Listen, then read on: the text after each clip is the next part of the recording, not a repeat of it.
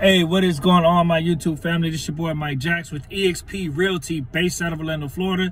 And today I'm going to talk about if you just got your real estate license, especially this video is for you, or if you're in the peak of your career or just started a couple years, you just passed your post license. It really doesn't matter where you're at. This video is for you too. So basically I'm going to talk about who should you hang your license with, a brokerage or a brand new construction community. All right, so I'm going to give you my top reasons on the pros and challenges, as I say, for working for a brokerage or working for a brand new construction. And then at the end, I'll give you a little bit more detail on why I chose to work for eXp, all right, which is a brokerage, not a builder. All right, so let's start with the brand new homes, all right? I got my notes here, so trying to be a little organized so I don't sound all over the place. So let's start with some of the challenges for working for a builder, okay? So the number one challenge is the pressure to sell. So if you're working for a brand new construction community, you obviously have to sell. Now you're probably thinking, well, don't you have to sell if you're working for a brokerage?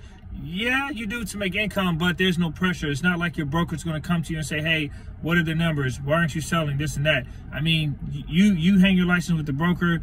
It's on you to generate your own business, but I'll get into that later. So that's one of the cons that I would say, because if you work for, say, I've seen some challenges with independent smaller builders, for example, or even big public builders who've gone in rural areas, sometimes they have trouble selling, meeting the demand of the builder, and if it doesn't sell as fast, it could be troublesome. So there's a lot of pressure to sell.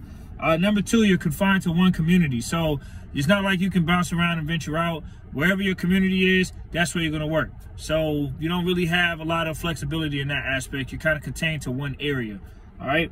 Number three, you got to work every weekend. Right now, I'm actually out here at my son's football practice, which is what I love, to be able to come out here and do my thing. And then every weekend he has a game. Well, if I work for a builder, I can cancel that. My hours are going to go to that builder every single weekend. So from the experience that I have working around other builders, when I visit brand new homes and I've talked with builders, I'm like, man, I always see them working weekends, and it's crazy. They don't really have a lot of weekends. They might have a random day or two off during the week, but weekends they're confined to the builder.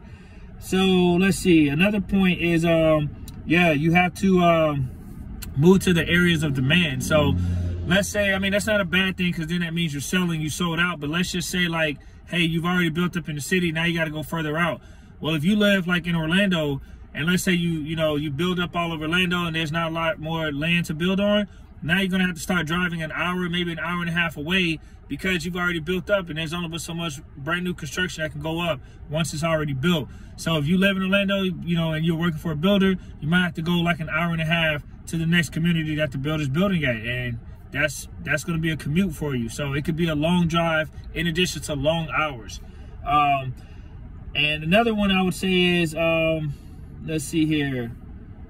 Yeah, I mean, you could simply be overwhelmed. I've seen builders have like maybe one or two associates at the max, and they're having like 50 to 100 people walk in at one time, and then they have to lock it up. Then they have all these appointments. Now, even though they try to schedule them, it's a lot challenging, because when you're by yourself or you just have one other person there, I mean, you're going to have to take on a lot of people. And then you got random walk-ins sometimes. Now, during COVID, they've been making people schedule appointments, but a lot of builders traditionally have allowed people to just walk in, see the things, and then they try to, help them buy a home or whatever. So it's a challenge when you're by yourself and you can feel overwhelmed and you have a boss. So I'm not saying that's a challenging thing or a good thing, but it depends on your perspective. But you will have a boss that overlooks you, I mean, like an employee. That's pretty much what you're doing. You're working kind of like an employee.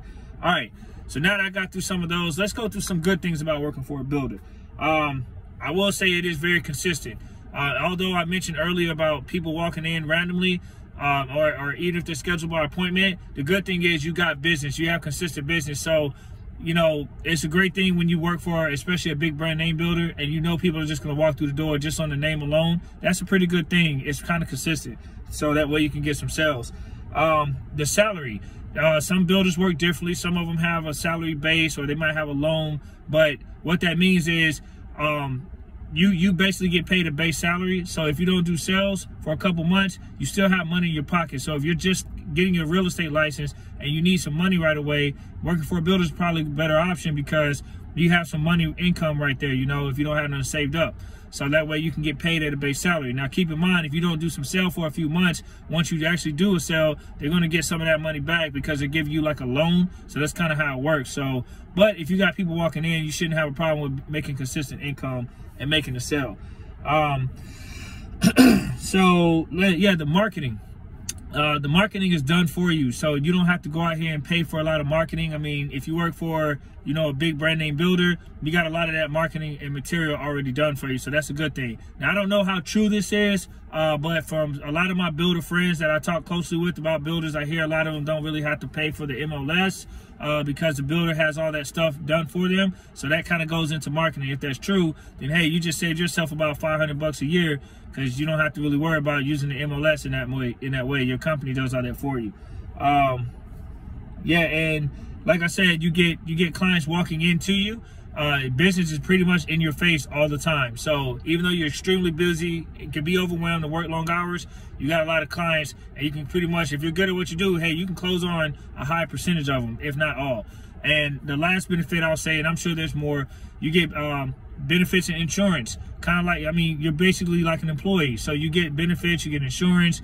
You don't have to worry about that. So that's a good thing that a lot of people like working for a builder, okay? So make sure you stay tuned. I'm going to chop my videos up because I can go all day about this, but I want to make it for the builder. Now, the next video is going to be part 2, and it's going to be for the brokerage, all right? So make sure you check out part 2. I'll post a link in the description and watch both videos. Let me know what you think, and I hope it gives you some insight. All right, over and out.